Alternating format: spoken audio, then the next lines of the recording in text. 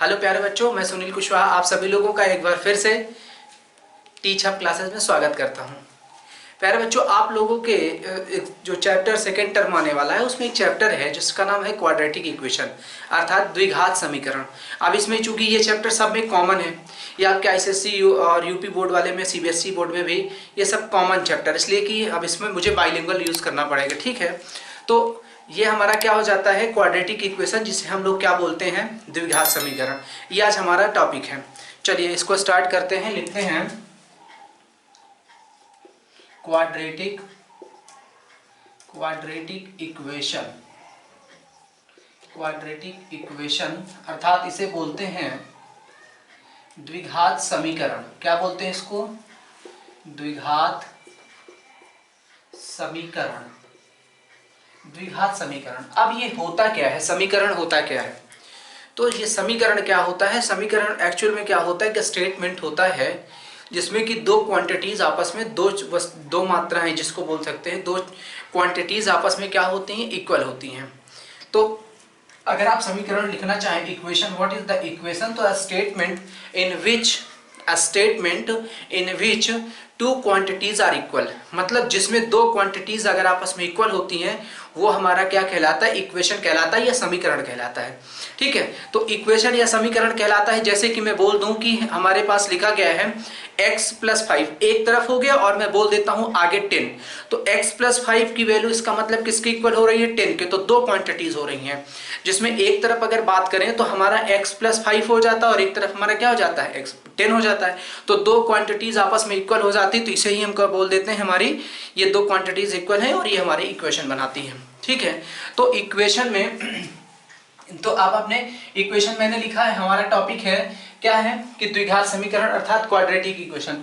तो उसके बाद अगर बात करें इक्वेशन में और क्या क्या चीजें आप हो सकती हैं जो आप लोगों की क्लास में, जैसे कि इक्वेशन की बात करूं तो इक्वेशन में जैसे आप पढ़े भी होंगे आप लोगों क्लास 9 में भी, पहली आती है लीनियर इक्वेशन। क्या होती है? Linear equation. अब लीनियर इक्वेशन क्या हो जाती है? डबल तरीके से हो सकती है लीनियर इक्वेशन। एक तो आपके आ जाती है वन वेरिएबल हो जाती है, ठीक है, एक तो वन वेरिएबल हो जाती है। दूसरी आप इसमें पढ़ते हैं टू वेरिएबल। क्या हो जाती है? टू वेरिएबल हो जाती है। एक वन वेरिएबल और एक क्या हो जाती है? Two variable. अब ये चीज आप समझ रहे हो कि वन वेरिएबल क्या होता है। वेरिएबल हिंदी का मतलब, वेरिएबल को हिंदी में अगर बोलते हैं तो इसको क्या बोलते हैं? चर। क्या बोलते हैं इसको? चर। मतलब इसमें दो चर में क्या हो सकते हैं हमारे? x और y होते हैं। तो अगर यहां से बोल रहा है कि आपके पास वन वेरिएबल, तो हो सकता है वो इक्वेशन x में दी गई हो या r y में लिखी गई हो, x अथवा y में हो, तो वो हमारी क्या कहलाती है? लीनियर इक्वेशन कहलाती है। ठीक है, क्या बोली जाती है वो हमारी? लीनियर इक्वेशन बोली जाती है। वन वेरिएबल या तो x होगा इस इक्वेशन में या तो y। जैसे कि एग्जांपल अगर मैं इसका दूं एक, कि इसका एग्जांपल क्या है, तो जैसे मैंने लिख दिया x + 2 = 5, ठीक है, या मैं लिख दूं 3x - 2 = आपके पास लिख दे रहा हूं 7। तो ये जो इक्वेशन बन रही है तो लीनियर। ये कैसी है? लीनियर इक्वेशन है। तो लीनियर इक्वेशन हो गई, तो इसका मतलब ये है इसमें जो यूज होने वाला वेरिएबल है, वेरिएबल का मतलब चर, जिसे हम x या y कह सकते हैं, वो क्या है? एक ही है। y तो आया नहीं है, तो इसलिए क्या हो जाती है? वन वेरिएबल की हो जाती है। अगर इसी में हम दो वेरिएबल का यूज कर दें, जैसे मैं अब लिख रहा हूं दो चर, मतलब x + y = मैंने 5 लिख दिया, ठीक है। तो अब यहाँ दो वेरिएबल x और y हो गया, तो इसे क्या बोला जा सकता है? ये आपकी लीनियर इक्वेशन हो जाती है। किसने? टू वेरिएबल की। अब आप लोग सोच रहे होंगे कि सर ये बार बार लीनियर ही क्यों बोल रहे हैं, ऐसा क्या है लीनियर, कैसे हम बोल पाते हैं? तो समझिएगा, लीनियर का मतलब होता है जब लीनियर में कि जो भी आप इक्वेशन देख रहे हो, ठीक है, आपकी चाहे वन वेरिएबल हो या टू वेरिएबल हो, तो इसकी जो डिग्री होनी चाहिए लीनियर में, ठीक है, जो डिग्री होती है, डिग्री का मतलब अर्थात जो हम हिंदी में बोले तो इसे बोलते हैं घात। डिग्री का मतलब क्या हो जाता है? घात। वो कितनी हो जाए? Degree of variable. Degree of variable का मतलब हो जाता है जो आप चर यूज कर रहे हो, ठीक है, आप जो चर यूज कर रहे हो, ठीक है, चाहे वो x हो या y हो, तो उसमें जो चर की घात है वो कितनी होनी चाहिए? एक होनी चाहिए। अगर वो एक होती है तब हम उसको क्या बोल देते हैं कि वो हमारी कहलाती है, क्या बोली जाती है? वो हमारा बोला जाता है कि वो हमारी कैसी इक्वेशन है? Linear equation. ठीक है, अब लीनियर इक्वेशन के साथ अगर है तो वो लीनियर इक्वेशन अगर हमारा है लीनियर इक्वेशन, तो उसे हम लीनियर इक्वेशन है, तो लीनियर इक्वेशन के केस में हमारा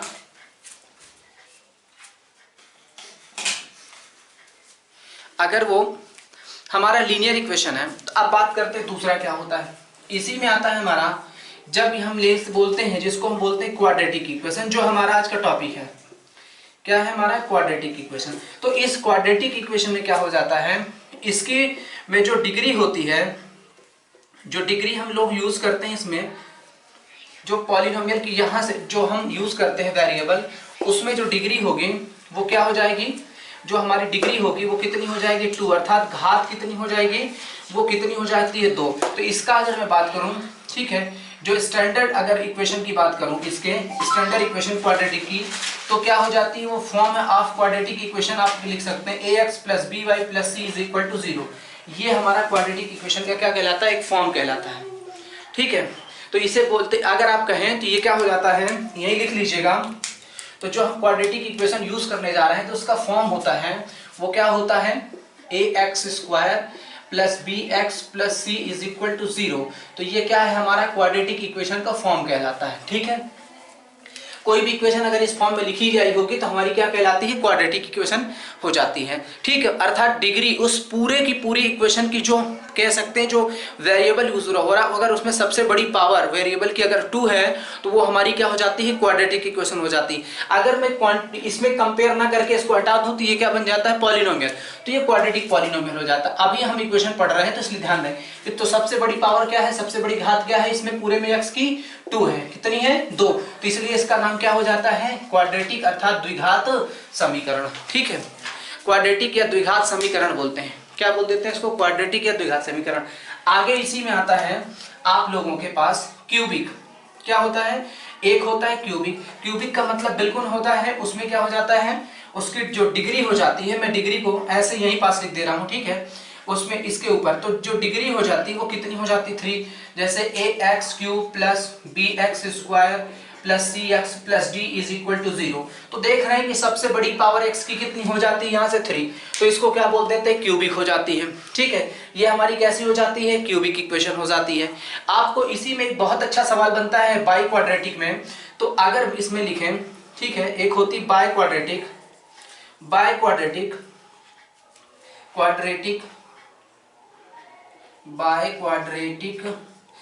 क्वाड्रेटिक का मतलब हो जाता है जिसकी डिग्री कितनी हो जाती है? 4। फॉर एग्जांपल मैं बोलूं, जैसे मैंने लिख दिया ax⁴। ठीक है, अब आगे इसी तरीके आप लिखने चले जाएं। मैं लिख दे रहा हूं जैसे कि bx³ लिखूंगा, cx² लिखूंगा, dx लिखूंगा + e। ये क्या है? ऐसा भी लिख सकता हूं। तो सबसे बड़ी पावर आप देख पा रहे हैं कितनी x है। आपके एग्जाम में यहां से एक सवाल बहुत अच्छा बनता है, जो कुछ इस फॉर्म का लिखा होता है, x⁴ + bx² + c = 0। कुछ इस टाइप का फॉर्म लिखा होता है, जो हमारा क्या कहलाता है? By quadratic. तो वहां से भी हमारा क्या होता है? x की वैल्यू को क्या कर लेता है? वहां से भी हमारा ये क्वेश्चन को क्या कर देता है? यहाँ से क्वेश्चन पूछता है। ठीक है, तो आपको ये चीज समझ में आ गई कि ठीक है, हम क्या जब पढ़ रहे थे? इक्वेशन। तो इक्वेशन क्या होता है? इक्वेशन बताता है, एक स्टेटमेंट होता है जहां पर हमारे पास क्या हो देती हैं? 2 क्वांटिटीज आपस में इक्वल होती हैं। ठीक है, अब इक्वेशन की हो गया। अब इक्वेशन के टाइप की बात करूं तो मैंने पहले आपसे बताया, देखो जैसा दिख पा रहे हैं, आप लोग देख पा रहे हैं, लीनियर इक्वेशन। लीनियर इक्वेशन का मतलब आपके पास 1 वेरिएबल भी होगा, 2 वेरिएबल भी होगा। ठीक है, 1 वेरिएबल का मतलब क्या हो गया कि आपके पास क्या हो जाता है? वेरिएबल मीन्स होता है चर। ठीक है, जैसे कि हमारा x हो गया, हमारा क्या हो गया? y हो गया। तो अब अगर देख पा रहे हैं, ये क्वेश्चन मैंने एग्जांपल में लिखा, देखिए यहाँ पे तो x ही मिल रहा है ना। x + 2 की वैल्यू आपके पास 5 है, 3x - 2 की वैल्यू 7 है। आप ऐसा नहीं है, आप y में लिख सकते हो। अगर आप इसी में लिखना चाहते हो, इसका एक एग्जाम्पल, तो मैं लिख दूं जैसे 2y - 3 = आप 10 लिख लो, है ना। तो ये भी आपका क्या है? y आ गया। एक ही चर है, लेकिन इक्वेशन में एक ही तरीके का आपको वेरिएबल यूज हो रहा है, तो हमारा क्या हो जाता है? वो 1 वेरिएबल हो गया। ठीक है, फिर आपने पढ़ा 2 वेरिएबल, तो आपको देख लिया आप, ये 2 वेरिएबल हो गया। फिर आप पढ़ते हैं आगे क्वाड्रेटिक, जो हमारा आज का टॉपिक है। ठीक है, तो क्वाड्रेटिक इक्वेशन का जो फॉर्म होता है कैसा होता है? ax² + bx + c = 0। ये इसका फॉर्म होता है। फिर एक ऐसी इक्वेशन मिलेगी जिसको क्यूबिक बोलेंगे, जिसमें वेरिएबल की सबसे बड़ी पावर 3 होगी। ठीक है, फिर आपको मिलेगी बाई क्वाड्रेटिक।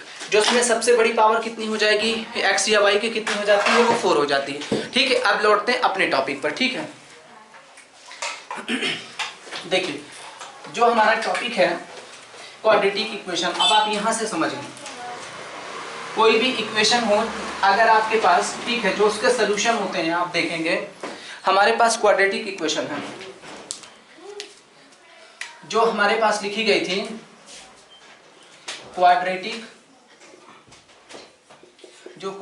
इक्वेशन थी, जिसका स्टैंडर्ड फॉर्म अगर देखें तो किस तरह होता है, वो हमारा ऐसे, ये जानने की जरूरत होती है। देखिए, तो कोई भी इक्वेशन हो अगर वो लीनियर है, ठीक है, अगर वो आपकी इक्वेशन कैसी है, लीनियर है, वो इक्वेशन अगर आपकी लीनियर है तो उसमें से जो x या y यूज हो रहा होगा उसकी वैल्यू सिर्फ एक ही निकल करके आएगी।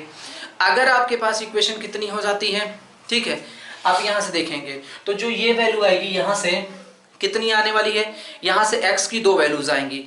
ठीक है, 2 वैल्यूज निकल करके आएंगे, क्यूबिक होगा तो 3 आएंगे x की वैल्यू। अगर आपके पास कितना हो जाता है, वो बाई क्वाड्रेटिक होता तो उसकी 4 आएंगी। एक चीज और बता दूं, कभी कभी ऐसा आप लोग सोचे कि सर अच्छा ये बताइए, हमारे पास 3x और +2 लिखा है इज इक्वल टू यहाँ पे 0 है, तो अब आप बताइए x की कितनी वैल्यूज यहाँ से आ सकती हैं। तो याद रखिएगा, इस अगर केवल एक ही इक्वेशन आपके पास है तो यहाँ से आपके पास इनफिनाइट वैल्यू आ सकती हैं, यहाँ से x की इनफिनाइट वैल्यूज हो सकती हैं। ठीक है, आपके पास इस इक्वेशन के लिए इनफिनाइट वैल्यूज आप निकाल सकते हो, जिसमें से आपको कर सकते हो, आप करते चले जाओ, सॉरी एक में से सॉरी यहाँ से एक ही वैल्यू, यहाँ से कितनी वैल्यू आएगी आपके पास, एक वैल्यू कट करना पड़ेगा ना। तो ये आप देखें क्वाड्रेटिक इक्वेशन में आपके पास ax² + bx + c, आपके पास ये क्वाड्रेटिक इक्वेशन है। यहां से चले देखें, ये आपके पास यहां से कितने आ जाएंगे, a क्या होता है, a हमारा है कॉफिशिएंट ऑफ x², क्या है, कॉफिशिएंट है किसका, a हमारा कॉफिशिएंट है, कॉफिशिएंट ऑफ x², b हमारा क्या होता है, ये हमारा कॉफिशिएंट होता है, कॉफिशिएंट ऑफ किसका हो जाता है, x का, और c हमारा क्या हो जाता है, कांस्टेंट टर्म, हमारा क्या हो जाता है, कांस्टेंट टर्म हो जाता है। तो अब आप समझ गए a क्या है, b क्या है, c है, चूंकि इसका यूज होने वाला है। ठीक, अब हमने क्वाड्रेटिक इक्वेशन तो लिख लिया, इसमें से जो x की वैल्यू निकल करके आएगी, ठीक है, जो हम x की वैल्यू फाइंड करते हैं, ठीक है, उसे क्या बोलेंगे, वैल्यू ऑफ x को उसके 3 तरीके से आपसे बोलेगा, आपको यहां से रूट्स फाइंड कीजिए, रूट्स निकाल सकते हैं, फिर आपसे बोलेगा सोल्यूशन निकालिए।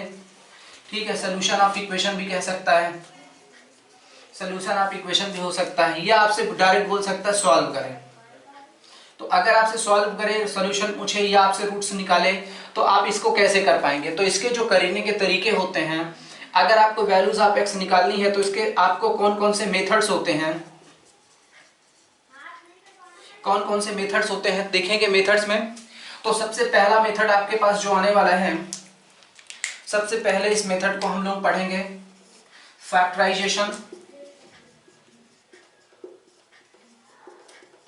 फैक्टराइजेशन मेथड पढ़ेंगे, फिर अगला पढ़ेंगे हम इसी को फैक्टराइजेशन के बाद कंप्लीटिंग स्क्वायर, कंप्लीटिंग स्क्वायर करके पढ़ेंगे, फिर इसके बाद हम पढ़ेंगे क्वाड्रेटिक फॉर्मूला लगा करके, क्वाड्रेटिक फॉर्मूला, हम क्वाड्रेटिक फॉर्मूला लगाएंगे, क्वाड्रेटिक फॉर्मूला लगाएंगे। तो आप क्या पढ़ेंगे, एक तो फैक्टराइजेशन हो सकता है, एक हम कंप्लीटिंग स्क्वायर कर सकते हैं, और अगला क्या हो सकता है, क्वाड्रेटिक फॉर्मूला हम यूज कर सकते हैं। तो आप हमारे पास कितने हो जाते हैं, यहां से 3 मेथड्स आ जाते हैं, ठीक है, जो हम इसमें से कर पाएंगे। ठीक,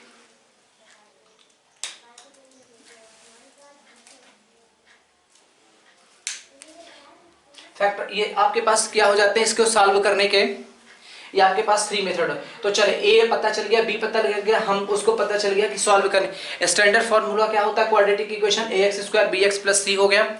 इसको सॉल्व करना हो या रूट्स निकालना हो या हमको सोल्यूशन, इसमें सोल्यूशन चाहिए होते हैं, तो हमको क्या 3 मेथड की तरफ अप्रोच करते हैं। पहला फैक्टराइजेशन मेथड होता है, अगला कंप्लीटिंग स्क्वायर होता है, और अगला क्या होता है, क्वाड्रेटिक फॉर्मूला होता है। ये हम यहाँ से कर पाते हैं। ठीक, क्वाड्रेटिक फॉर्मूला कर पाते हैं हम लोग यहाँ से, क्वाड्रेटिक फॉर्मूला कर पाते हैं, ठीक है। अब देखें आगे बढ़ते हैं, इसमें से हम चलते हैं, इसमें से कैसे हम आगे की तरफ अप्रोच करेंगे। देखिए अब इसमें कभी कभी ax² + bx + c = 0, तो यहां से अगर आप लेट कर लें, ठीक है, तो लेट कर लें कि यहां से alpha and beta are roots of the given equation, alpha and beta are roots of the given equation, तो आपको अल्फा और बीटा में क्या रिलेशन होता है, इनके रूट्स में आपस में रिलेशन होता है, ठीक है। तो इन दोनों रूट्स में क्या क्या रिलेशन होगा हम उसको पढ़ेंगे। और यहाँ से बढ़िया एक सवाल हर बार पूछता है, तो आप लिख सकते हैं, यहाँ से रिलेशन भी लिख सकते हैं, रिलेशन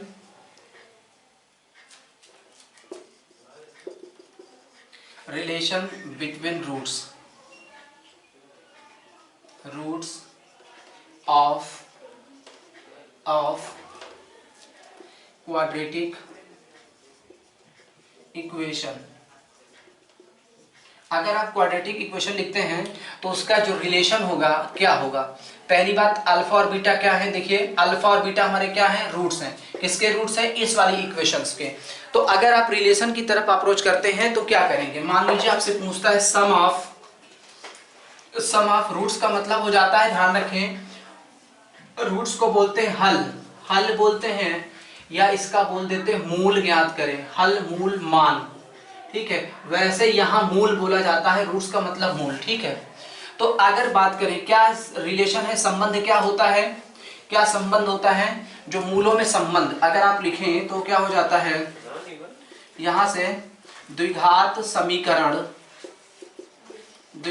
समीकरण के मूलों में संबंध, क्या संबंध बना लिखेंगे हम लोग यहाँ से। तो संबंध में पहला होता है सम ऑफ रूट्स। अगर आप लिखते हैं तो जिसे हम लोग बोलते हैं मूलों का योगफल, क्या बोलते हैं, मूलों का योगफल। ये क्या होता है, इसे लिखें ब्रैकेट में अल्फा प्लस बीटा, तो जो इसकी वैल्यू होती है वो होती है -b/a, ठीक है।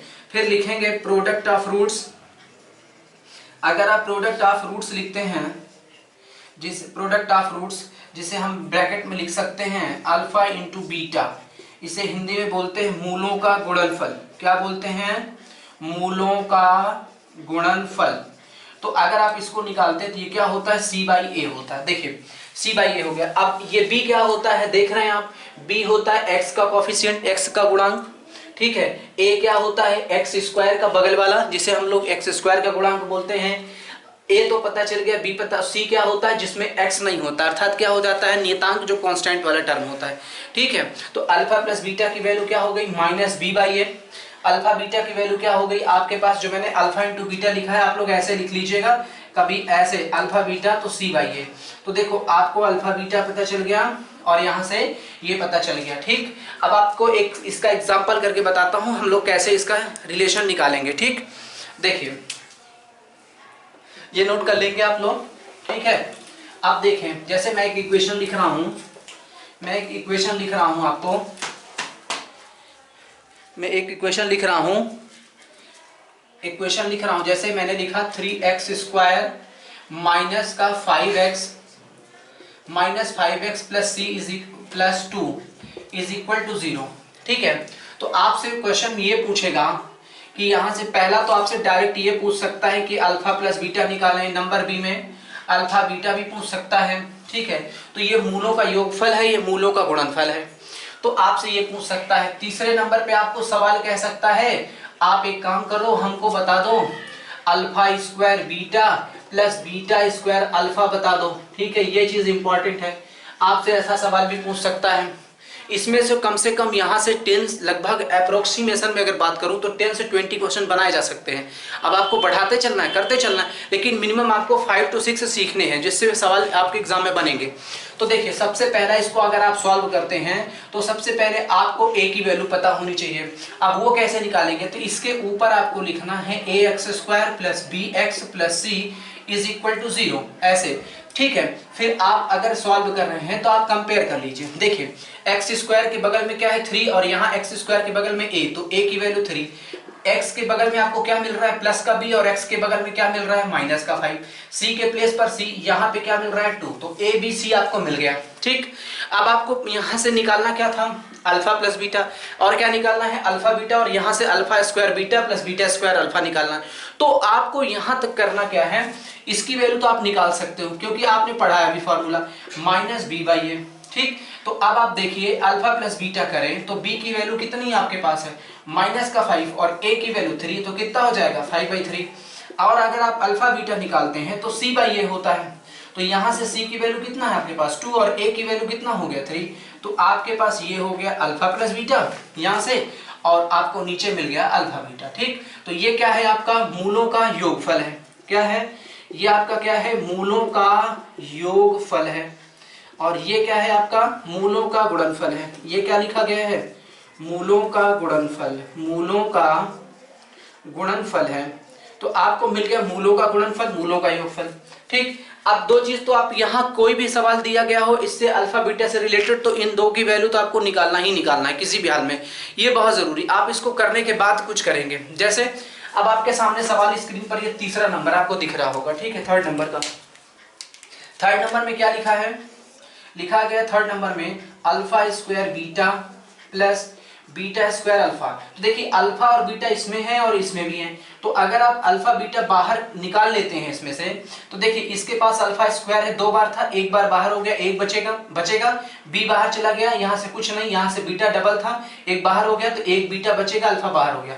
तो आप देखो इसकी वैल्यू, तो ये हमने ऐसा लिख दिया, ठीक है। इसको हमने क्या कर दिया, आपको फैक्टराइजेशन हो गया, इसको हमने कॉमन करा के ऐसा बना लिया। तो अल्फा बीटा की वैल्यू आप क्या रखोगे 2/3 रखोगे, और यहाँ से, और अल्फा प्लस बीटा की वैल्यू कितनी है आपके पास 5/3, मल्टीप्लाई करा लोगे तो 5 2 जा 10 हो जाएगा, और नीचे कितना हो जाएगा 9। तो बताइए इसकी वैल्यू टोटल आपके पास कितनी हो गई, किसकी वैल्यू आपके पास हो गई 10/9। तो आप ऐसा कर लेंगे तो आपकी आंसर ये हो जाएगा, ठीक है। अभी आपको मैं अगली क्लास में क्या करूंगा, आपको अगली क्लास में इससे आगे भी मैं क्या करूंगा आपको बताऊंगा, इससे बहुत अच्छे क्वेश्चन बन सकते हैं, ठीक। आपको कंप्लीटिंग स्क्वायर रह जाता है, और आपका क्या रह जाता है यहाँ से कंप्लीटिंग स्क्वायर के बाद कंप्लीटिंग स्क्वायर, और क्या रह जाता है फॉर्मूला रह जाता है क्वाड्रेटिक फार्मूला। मैं आपको लिख रहा हूँ, आपको प्रैक्टिस करना है, वो कल याद करना है, ठीक है। वो आपको बाकी इस पर क्वेश्चंस क्या करेंगे हम अगले वीडियो में बताएंगे, ठीक है। ये फॉर्मूला लिख लें, इसे ठीक है।